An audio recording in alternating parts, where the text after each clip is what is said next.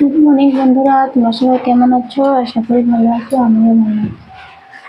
আমার শরীরটা আগের থেকে অনেকটাই ভালো আছে। আজ শনিবার, ছেলে স্কুল চলে গেছে, খেয়ে দে ছেলে রুটি হরলিক্স খেয়ে গেছে। আমি আমাদের জন্য রুটি বানাচ্ছি। অনেকদিন ভিডিও দিতে পারিনি, আজ আবার ভিডিও করছি। তোমরা সবাই কেমন আছো বলবে। আমি রুটি বানিয়ে ঘর মুছে স্নান করে ঠাকুর। এই যে আমি ঘর মুছছি এখন। ঘর মুছাটা তোমাদের সাথে সব রুম শেয়ার করব না, বারান্দা মুছা শেয়ার করবো। এই আমার বারান্দাটা দেখো কতটা লম্বা, অনেক লম্বা এই বারান্দা। এই বারান্দা মুছতে 10 মিনিটের মতন লাগে। বারান্দা মুছা হয়ে গেলে তারপরে আমি স্নান করে নিব। আমার পাকা রুম 3টে, রান্নাঘর নিয়ে 4টে, আর এই বারান্দা বড় বারান্দার একটা। অনেকটা সময় লাগে ঘর মুছতে, কিন্তু কি করব, ঘর তো ডেলি মুছতে হয়। কোনো দিন একদিন না মুছলে আর না, কিন্তু বেশিরভাগ তো ঘর মুছতেই হয়, বলো পাকা ঘর। ছেলে স্কুল থেকেও চলে আসবে আজকে শনিবার, তাড়াতাড়ি বাড়িতে 11টার সময় চলে আসবে। ও এসে স্নান করবে, আজকে স্নান করে যায়নি, বলে শনিবার তো এসে স্নান করবে। আমি স্নান করে ঠাকুর দিয়ে রান্না করব। কি রান্না করব আমি নিজেও জানি না, দেখি রান্নাঘরে গিয়ে কি রাঁধতে পারি। আমার শরীরটা আগের থেকে অনেকটাই ভালো আছে এখন। কতদিন তো শরীর এত অসুস্থ ছিল যে আমি ভালো করে খেতেও পারতাম না। ভিডিও কি দিব, ওই ভিডিওটা আগের দিন যে ভিডিওটা পেয়েছি ওইটা আমি আগেই শুট করে রেখেছিলাম, কিন্তু এডিটও করতে পারিনি শরীর খারাপের জন্য। তাই আমি কালকে ছাড়লাম ভিডিওটা। তোমরা আমার ভিডিও দেখবে সবে, ভালো লাগলে লাইক করবে, কমেন্ট করবে, শেয়ার করবে।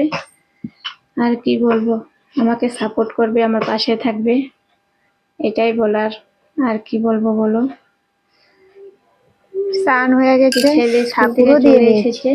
আজকে মাথাতে শ্যাম্পু করেছি। রান্না ডাল ভাতও হয়ে গেছে, আমাদের সাথে শেয়ার করতে পারিনি। কাজ করতে করতে অনেকটা দেরি হয়ে যায় যে শেয়ার করতে পারি না।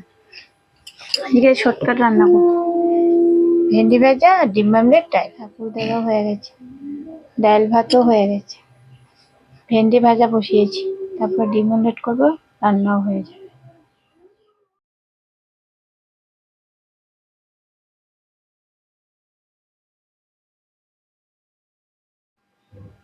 আমার ডাল হয়ে গেছে, ভাতও হয়ে গেছে, ভেন্ডি ভাজা বসিয়েছি, ভেন্ডি ভাজা হয়ে গেলে ডিম আমলেট করে রেস্ট নিয়ে নি হয়ে যাবে। আজকে শর্টকাট রান্না, একটু ঘুমাবো, রেস্ট নিয়ে ঘুমাবো।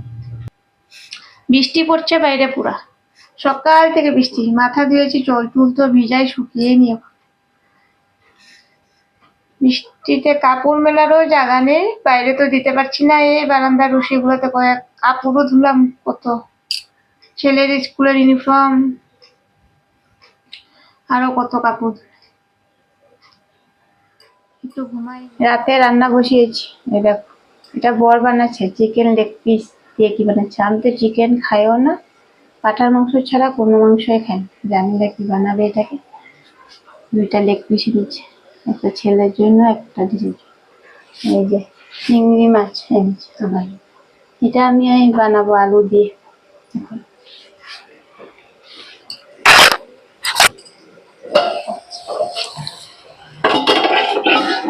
এখানে চিকেন বানানোর জন্য আমি আলু ভেজে রেখেছে, গোটা রসুন, কাঁচা পেঁয়াজ এগুলো দিবে মনে হয়। ভালোই বানাবে চিকেন, চিংড়ি মাছটা আমি বানাবো। রাত 9টা বেজে গেছে।